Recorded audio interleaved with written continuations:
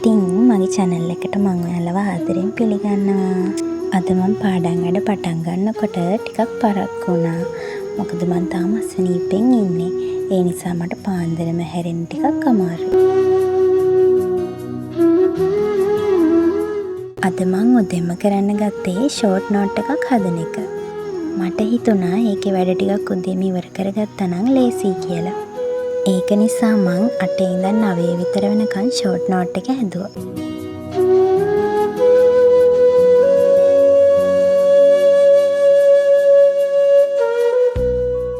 Short note එකක් හදනකොට පාට පෑන්, ස්ටිකි නෝට්ස් වගේ දේවල් පාවිච්චි කරනවා නම් ඔයාට බලපු ගමන් ලේසියෙන්ම අදාළ කරුණ හොයාගන්න පුළුවන්. තව දෙයක් තමයි ෂෝට් නෝට් එක හදනකොට ඔයාට තේරුම් ගන්න පුළුවන් විදිහට සරල වචනෙන් ෂෝට් නෝට් එකේ ලියා ගන්න.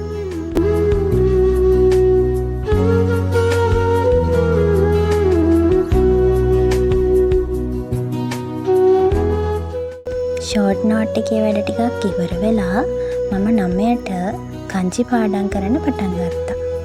දැන් ඔයාලා බලනවා ඇති කංචි කියන්නේ මොනවද කියලා. කංජි කියන්නේ ජපන් භාෂාවේ තියෙන රූපාක්ෂර වලට.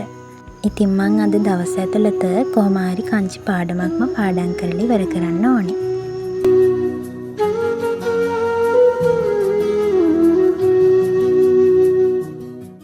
මේ කංජි පාඩම් කරන ලේසිම විදිය තමයි ලියන එක. මේක විතරක් නෙවෙයි ලියලා පාඩම් කරන ඕනම දෙයක් ඉක්මනින් මතක හිටිනවා. ඒ වැඩ ටික ඉවර වුණාට පස්සේ මට 10:00ට ඔන්ලයින් ක්ලාස් එකක් පටන් ගත්තා.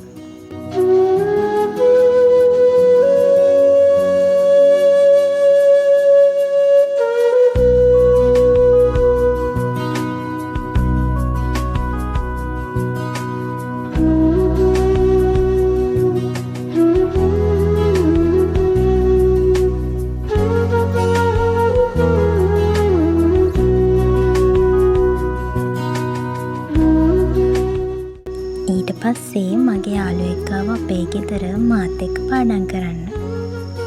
අපි දෙන්නට පාඩම් කරන්න තියෙන්නේ ජපන්. අපි දෙන්න කරන අනිත් සබ්ජෙක්ට් එක වෙනස් නිසා.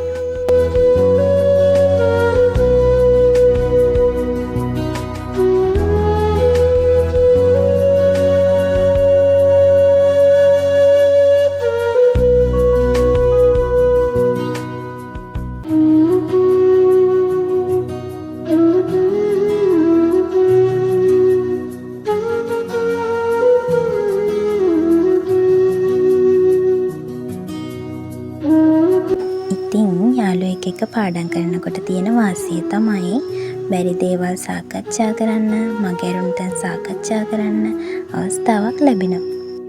ඔයාලට අමාරු සබ්ජෙක්ට් ගැන සාකච්ඡා කරන්න ඒ සබ්ජෙක්ට් එකට දක්ෂ යාළුවෙක් ඉන්නවා නම් ඒක ගොඩක් වටිනවා.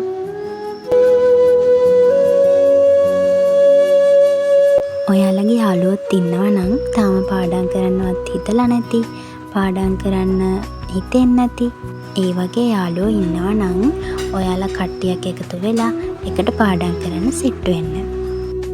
හැබැයි එහෙම යාළුවෝ කට්ටිය සෙට් වෙන වෙලාවට ඔයාලා කට්ටිය එකතු වෙලා වෙන වෙන දේවල් කතා කරලා කාලය අපත දාන්න එපා. ඉතින් මගේ vlog එක හොඳයි නම් like එකක් දාගෙන යන්න.